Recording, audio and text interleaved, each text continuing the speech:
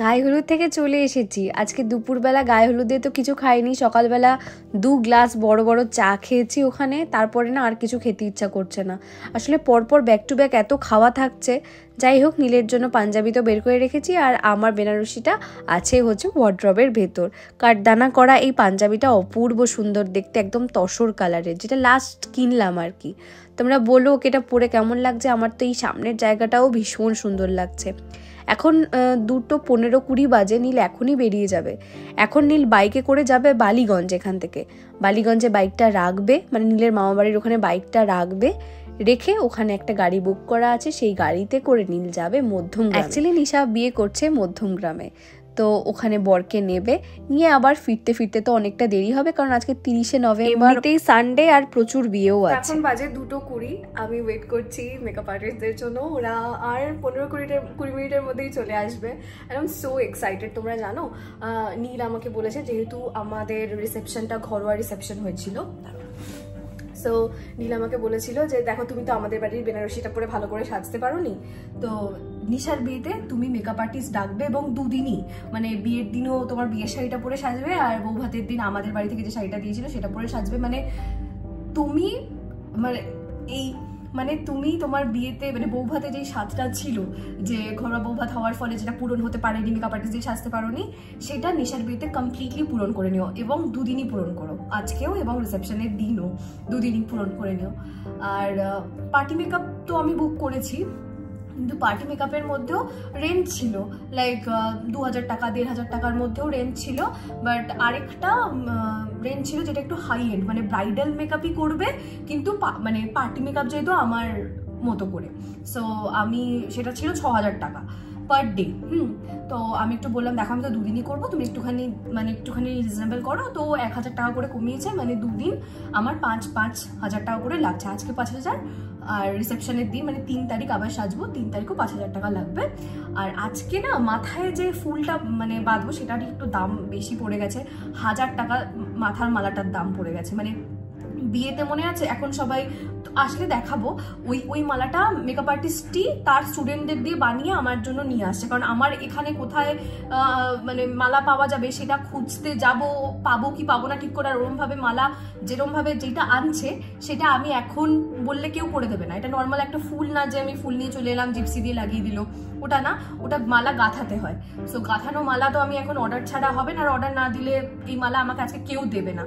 তো আমার মানে 1000 টাকার মালা, ওটা আমার একটু গায়ে লাগছে, বাট নীলকে জিজ্ঞাসা করলাম কি করবো, বলছে দেখো এত খরচা হচ্ছে যখন, এটা করেই নাও, তোমার একদম আলটিমেটলি ইচ্ছা পূরণ করে নাও, আবার তুমি এরকম কবে সাজবে তার নেই ঠিক, তার থেকে তুমি এখনই করে নাও, যা হোক 1000 টাকা ঠিক আছে। এখানে হয়তো নর্মাল গড়িয়াহাটে মার্কেটে পেয়ে যেতাম, কিন্তু নীল বললো যে দেখো আমি যেতে পারবো কিনা, তোমার জন্য ফুল আনতে প্রবলেম হতে পারে, অনেক কিছু হতে পারে, তার থেকে তুমি ওকে দায়িত্ব দিয়ে দাও, 1000 টাকা তো ব্যাপার, দিয়ে দাও, কোনো অসুবিধা নেই। তো মেকআপ আর্টিস্টই আমার জন্য মালাও নিয়ে আসছে, আমি টাকা দিয়ে দেবো আজকে, আর 1000 টাকা দিয়ে অ্যাডভান্স করেছিলাম, মানে টোটাল আমার 11,000 টাকা মেকআপের জন্য পড়ছে, এই হচ্ছে ব্যাপার।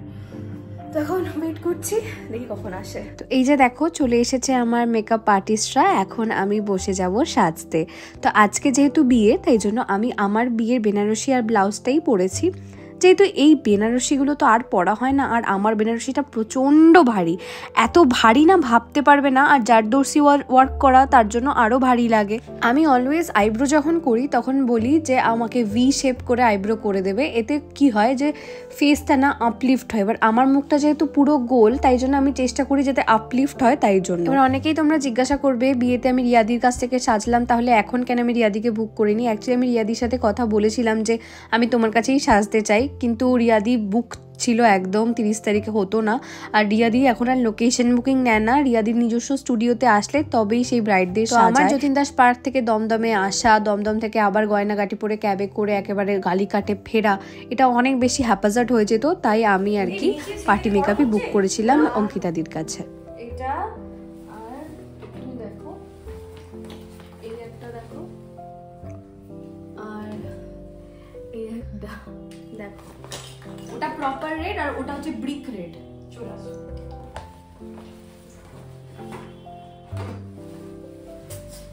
লিপ করবো, ওটা দেখে তো পাগলা পড়ে যাবে তুমি চেয়ার থেকে। আমার বর যদি মাথা ঘুরে না পড়ে যায়, ওকে আমি বলবো পড়ে যাও তুমি, তোমার খাওয়াই বন্ধ আজকে। দেখো একটা ফুচকা তুমি খেয়ে দেখো।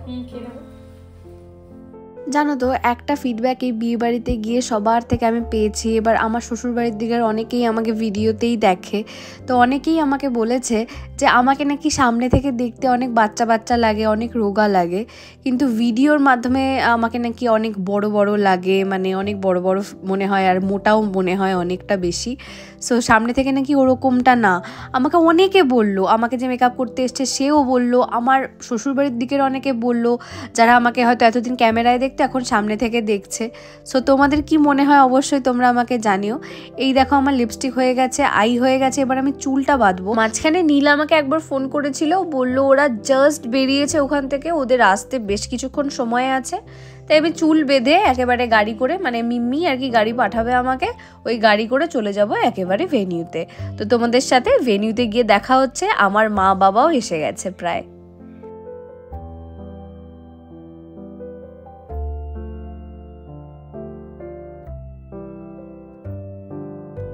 অবশ্যই তোমরা আমাকে জানিও যে আমাকে কেমন লাগছে। তবে আমার মনে হচ্ছিল যে শাড়িটা একটুখানি উঁচু করে পরানো হয়েছে, জানি না এটা আমার মনের ভুলও হতে পারে। জানো তো এই ভিডিওটা আমাকে আমার মা বানিয়ে দিয়েছে, সুন্দর হয়েছে কিনা অবশ্যই এটাও বলো। আর নীলকে আমি একবারও ভিডিও কল করে আমার লুকটা কিরকম লাগছে দেখায়নি। একেবারে যখন বর নিয়ে ঢুকবে তখনই আমাকে দেখতে পাবে। আমি এটা আগেই ওকে বলে রেখেছিলাম যে ফটো কিন্তু কিচ্ছু চাইবে না, একেবারে যখন তুমি আসবে বর নিয়ে তখনই আমাকে দেখতে পাবে। আমাকে কিন্তু একদম জেনুইনলি বলবে যে কেমন দেখতে লাগছে।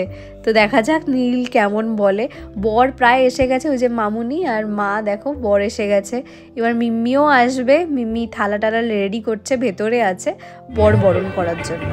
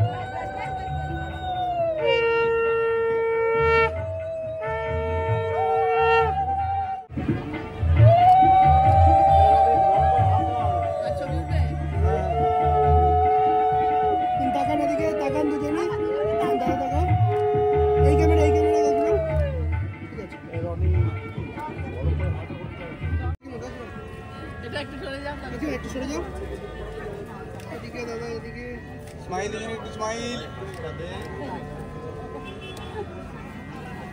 ঠিক আছে দাঁড়াবে একটু দাঁড়াবে সিকিউর করে নিয়ে যাওয়া হচ্ছে।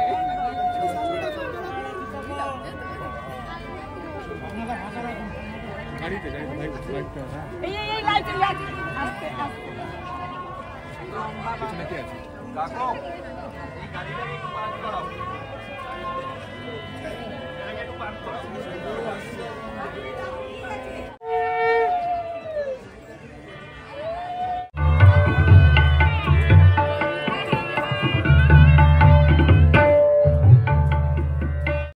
আজকে আমার মা বাবা দাদা ভাই তিনজনে গেছিল, ছোটাই যায়নি আর দিদি যায়নি। সো বাবাই এখানে দাঁড়িয়েছে একটু ফুচকা খাবে বলে, বাট বেশি ফুচকা খেতে পারেনি। বাবাইরা 6টার সময় ঢুকেছে আর 8টা 15-20-র মধ্যে ওখান থেকে বেরিয়ে এসছে, কারণ দিদি আর ছোটাই বাড়িতে একা ছিল, তাই জন্য ওদের অনেকটা রাস্তা পেরিয়ে আসতেও হবে, যার ফলে বেশি দেরি করবে না, কারণ ওখানে 8:30টায় বেরোলে এখানে 10:30 11:15টায় পৌঁছাবে। তাই বর তো ঢুকে গেছে, এরপরে চলো তোমাদের খাবার দিকটা একটু দেখিয়ে নিই। এক সাইডে করা হয়েছে মকটেল কাউন্টার, আর চারদিক জুড়ে পুরো খাবার স্টল বসেছে। মানে মিলন সংঘ যে বিয়ে বাড়িটা, তার পিছনের দিকটা একটা বড় গ্রাউন্ড আছে যেখানে খাওয়ার বন্দোবস্ত, এবং এক সাইডে বিয়ের মণ্ডপও করা হয়েছে। সাথে সাথে আমার সাবস্ক্রাইবারের সাথেও একটু দেখা হয়ে গেল, ও খুব সুইট ছিল, ভাবতে পারবে না। আমি তাই একটা ভিডিও করে নিই। রাতের মেনুতে ছিল কড়াইশুটির কচুরি, আলুর দম, fish butter fry, piece rice, তার সাথে দই কাতলা এবং মাটন কষা। আর তাছাড়া ডেজার্টে তো চাটনি, পাঁপড়, 3 রকমের মিষ্টি, আইসক্রিম এইসব তো ছিলই, আর পানও ছিল। সেটা পান বাইরের স্টলে ছিল। স্টলে কিন্তু ফুচকাও ছিল, যেটা আমি খেয়েছি, কিন্তু হয়তো ক্লিপস নিতে ভুলে গেছি, মাথায় নেই। তো এখন মোটামুটি সন্ধ্যা 8টা বাজে। অনেকে খাওয়া দাওয়া করে যারা দূরে যাবেন তারা চলে যাচ্ছেন। আর নহবত বসেছিল, যেটা এখনকার বিয়েবাড়িতে প্রায় দেখাই যায় না, কিন্তু নিশার বিয়েতে নহবত বসেছিল। মিম্মিরা যথাসাধ্য চেষ্টা করেছে যে তাদের মেয়ের বিয়েটা খুব ভালো করে দেওয়ার, এবং খুব ভালো হয়েওছে। আচ্ছা, ওনাদের সাথে পরিচয় করাই। আচ্ছা, খয়েরি শাড়িটা হচ্ছে রনিতের মা, মানে নিশার শাশুড়ি, আর এইটা হচ্ছে নিশার মাসি শাশুড়ি। দুজনেই সুইট হার্ট একদম। আর এই যে দেখো মেজেন্টা কালারের শাড়ি পরে যে আছে, সেটা হচ্ছে নিশার একমাত্র ননদ এবং নিজের ননদ, রনিতের নিজের বোন। আচ্ছা, আরেকটা মাসির মেয়েও আছে রনিতের, তার নাম হচ্ছে পৃথা। আমি আর পৃথা সেম এজ, তাকে এই ভিডিওতে দেখানো হয়নি। আর এই দেখো আমাদের প্রিন্সেস নিশা, ওর এখন আশীর্বাদ হবে, আশীর্বাদের পরেই বিয়েতে বসিয়ে দেওয়া হবে ওকে। দেখো ওর দিক থেকে তোমরা চোখ সরাতে পারছো, দেখো ওকে কি সুন্দর দেখতে, আর আজকে লাগছেও পুরো পরীর মতো দেখতে।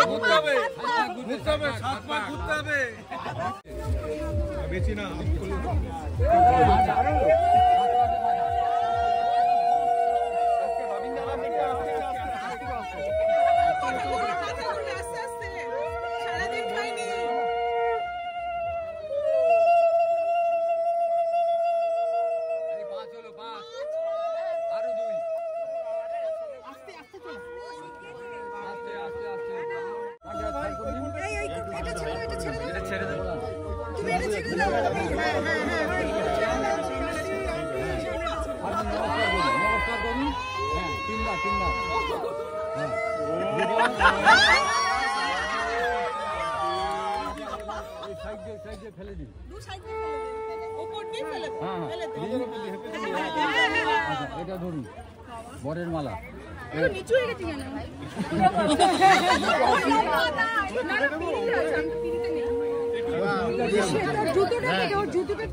ঠিক এই জায়গাটায় বসার জন্য ভাবো কত মানুষ অপেক্ষা করে, কত সম্পর্ক ঠিক এই জায়গা অবধি পৌঁছায় না বলে কত মানুষ হাহুতাশ করে, এবং সেই হাহুতাশ মনে হয় সারাটা জীবন থেকে যায় যদি পাশের মানুষটা ঠিক না হয়। আর যদি পাশের মানুষটা নিজের কল্পনার থেকেও বেশি ভালো হয়, তাহলে সেই অনুতাপটা আর হয়তো হয় না।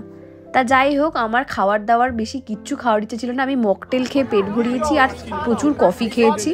এই হচ্ছে আমার খাওয়ার তালিকা। আর নীল এখানে খই দান করছে, এটা তো দাদাদের বা ভাইদেরই দিতে হয়।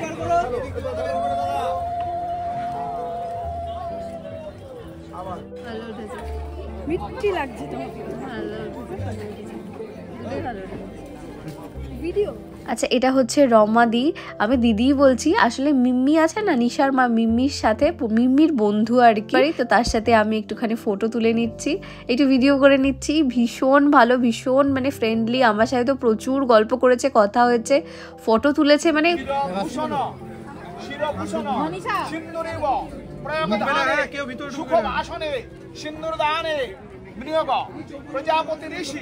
अनुष्ठित छंद प्रजापति देवता शुभ सिंदूर दाने विनियोग ओम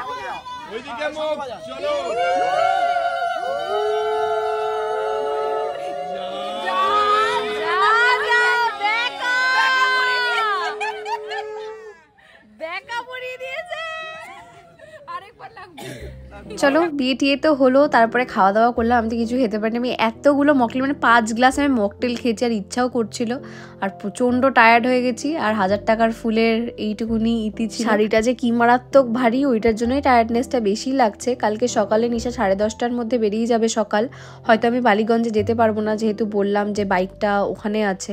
তো ঘুম থেকে উঠে রেডি টেডি হয়ে আবার 10:30টার মধ্যে ওখানে পৌঁছানো, সেটা আমি পারবো না। তো যাই হোক, নীল গেছে নিচে কাকাদের, নীলের কাকারাও আর কি এখানে আছে, কাকাদেরকে সমস্ত দেখে শুনে আসতে, একটু পরেই চলে আসবে। ওই দেখো এসেও গেছে। তো কালকের বিদায়তে আমি মনে হয় যেতে পারবো না। চলো তাহলে আজকের ভিডিওটা এখানেই শেষ করছি। তোমরা সবাই ভালো থেকো, সুস্থ থেকো, আমার চ্যানেলের সাথে থেকো।